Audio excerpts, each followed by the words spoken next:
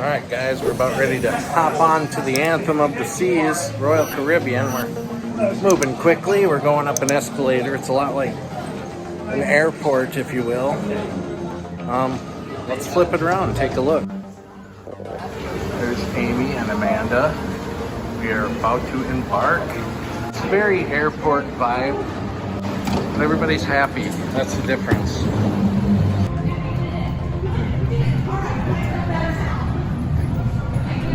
Yay!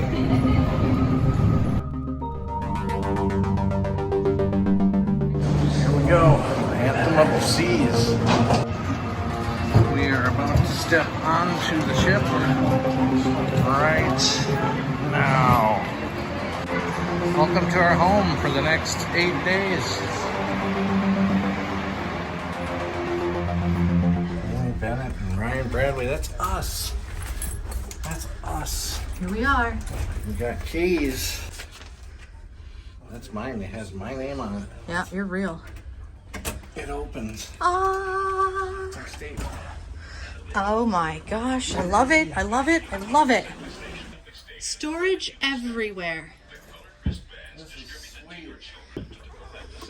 Oh, and I get the balcony side. Woo! Yep, you can just see our hotel Yep, I see it. right there. We've done it. Private feel about this here, I guess. It is, yeah. They don't let you talk to others unless you want to open them, I guess. Traveling with other people.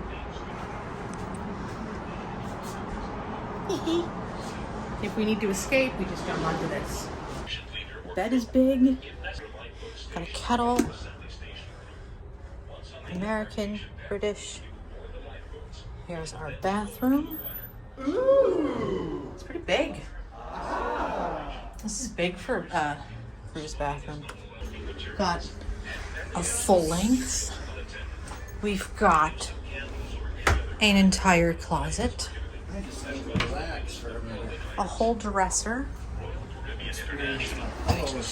And a table. Ryan has to test the pillows. Oh yeah, let me get this in a position. That's nice. I love it. That's how to make your ship work. Or your stateroom work. Is you put that in there. Hello again. We are here in our stateroom on the Anthem of the Seas. It was pretty easy getting on board. It was not what I thought, it was going to be. I thought it was going to be a lot more waiting and chaos, but it was quite simple. Just happy to be here in our stateroom. There's Amy chilling on the bed. We're going to go to a little embarking on the journey cocktail party with the Strange Escapes crew. We have 8 magnificent days ahead of us. Bordeaux, France, Le Havre and Paris, France, A Coruña, Spain, and Bilbao, Spain. Oh yeah, and you might have saw my rendition of Celine Dion's wonderful My Heart Will Go On, which Let's hope this goes well. I deserve some radio play or something.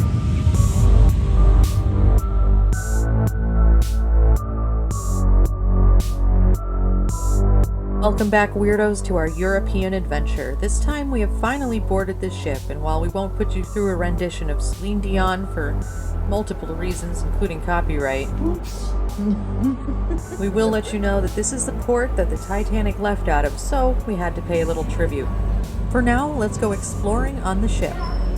The Anthem of the Seas has multiple decks, at least 6, for just rooms and cabins, what looks like an entire mall and shopping area inside, including different pubs and bistros and places to nearly endlessly acquire food, which I think is some sort of requirement of cruises. You have to just keep eating.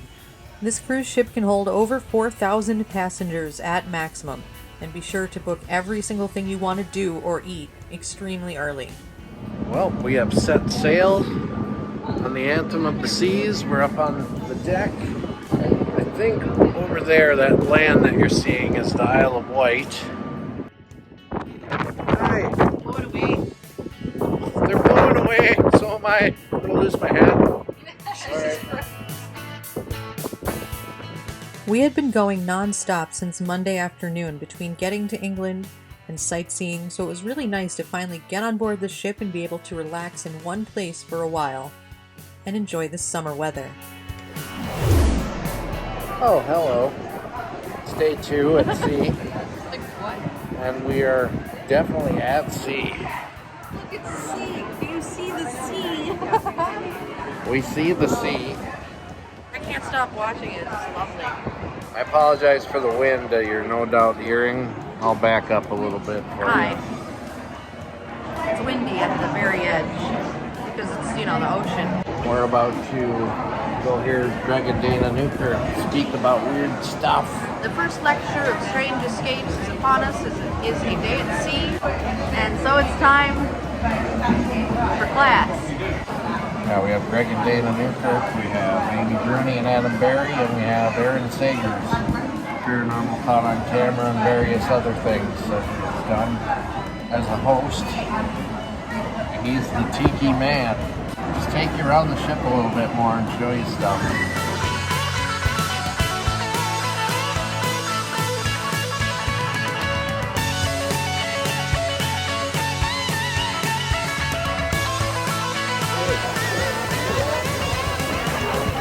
I know these. Look at a Bahama Mama. And my name is on the board. Order since. It's doing its job.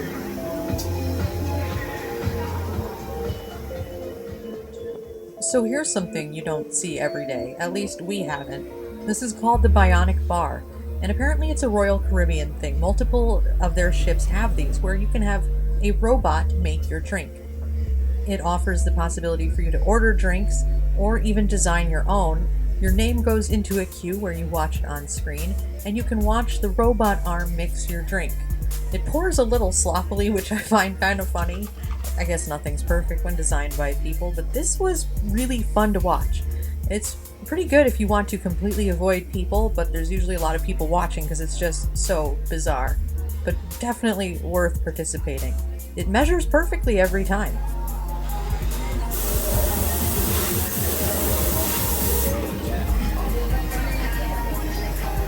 Did it do it right?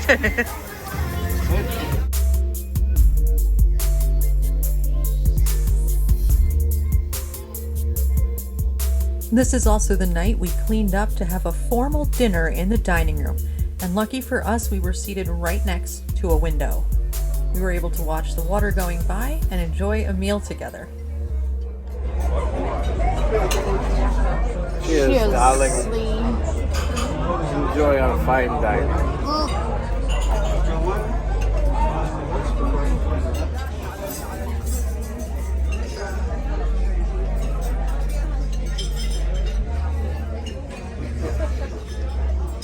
And of course, you can bet with a sunset dinner like this next to the water, we absolutely ordered dessert. I'm sure you could call up and customize anything you want off of the menu, dessert-wise too, but there were enough options that we were completely happy with what we ordered and enjoyed every bit of it. Oh no, what has he done now?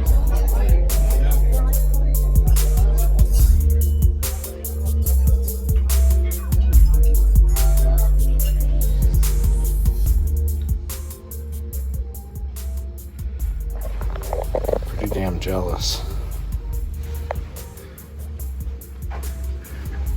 If you come on a Royal Caribbean cruise, prepare to walk at least a quarter mile to your room. Not complaining, just saying. You will get steps in. Against your will.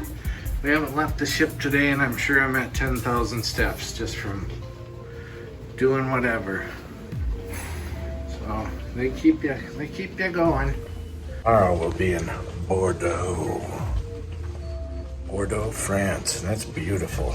Well, we're gonna hit the hay a little bit early tonight because it's going to be 103 degrees in Bordeaux.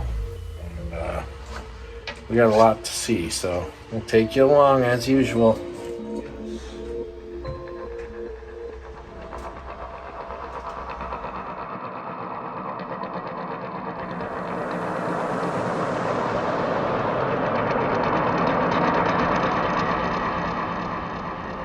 France, an exquisitely beautiful country, beautiful countryside. However, let me remind you this was July, so in the middle of a summer heat wave, and amongst some extremely unfortunate wildfires, which you can kind of see in the haze of the air, and we could smell while we were in the area. Fortunately for the Chateau Cantenac, nothing of their vineyard was touched in any of the fires, and we were given a full tour of their process and their facility, including in-depth information about how the different wines are made and how long it takes to macerate and ferment and really create some of the finest wines the world over. We were then taken inside to a wine tasting. That's actually our tour guide, who is the daughter-in-law of that woman there pouring the wine, and treated us to 2 separate wines, both of which were really exquisite and bright. And for me, not being a wine drinker, even I enjoyed them. Ryan enjoyed it so much he brought home a bottle as well, and we think we're going to get a little more of this imported from overseas. It was really that good. Once we were good and tipsy by 11 o'clock in the morning, we took the opportunity to wander about and see the vineyard for ourselves. I just need to reiterate, this is a bunch of weirdos, and no matter where you take weirdos, they're just going to be weirdos. Well, this was fantastic, learning about wine production in the south of France, Bordeaux. Oh, it's those guys. You remember those guys? It's Greg and Dana. I just farted on the grapes. It's a special vintage. It's a special vintage. Somebody's gonna get a little extra spice in the 2022 blends.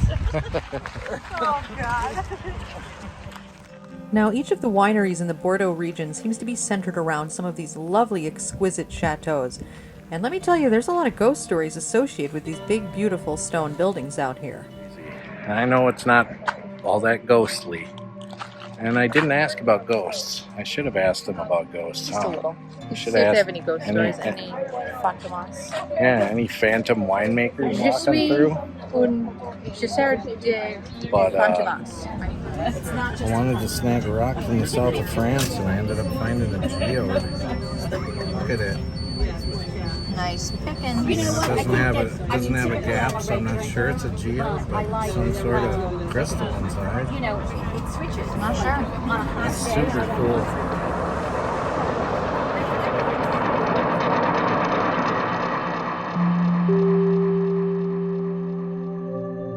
We are now in Saint-Emilion, the town, the village of where the winery is based. And there's beautiful old churches, buildings, and we're all walking to the center of the village, and then we're given an hour to look around.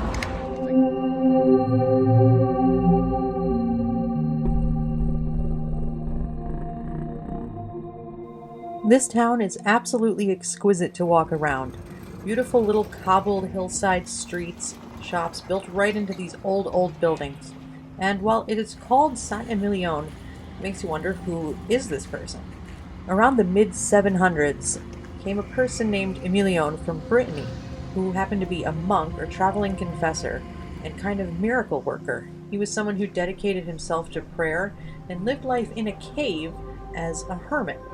You know, of course, this person attracted a following or some disciples, and he preached and started kind of a cult.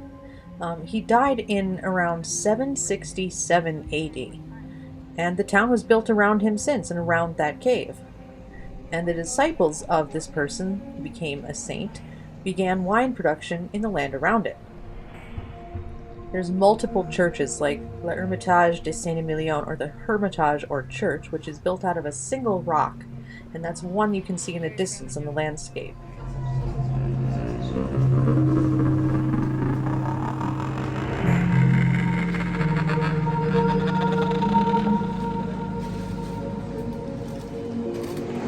About to snag a sandwich in here, a baguette in here. Look at this.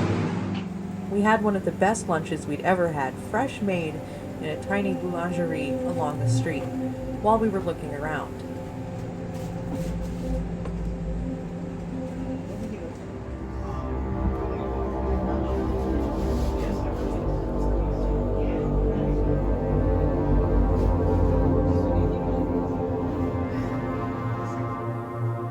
Just look at this. Of all the places in the world to be born, and we weren't born here.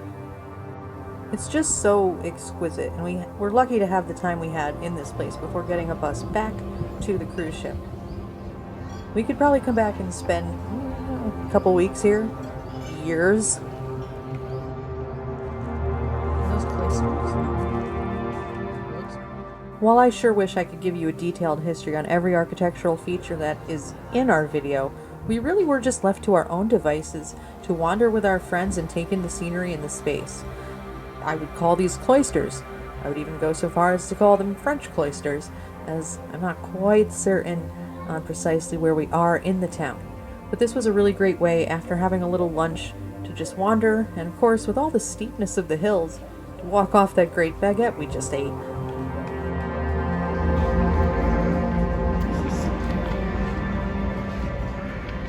French cloisters. It's just hard to believe it's real.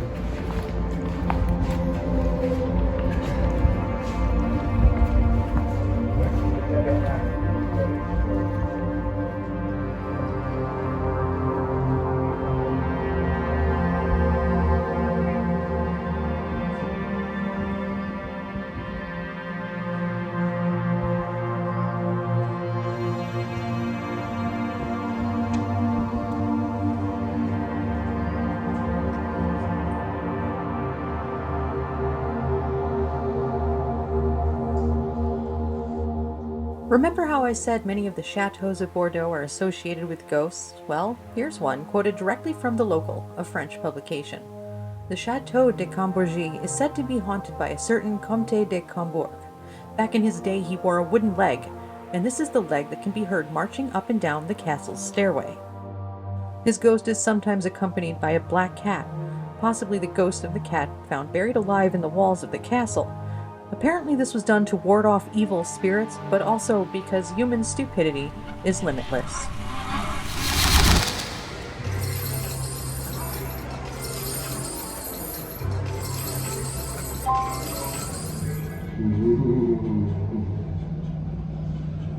We're going up. This is a freaking ship. Not a hotel, a ship. But it might as well be a hotel. And it's only Sunday. It's still late out and it's so late. Johnny Rockets, if you ate on the first day. I think we should go in the lazy river one time.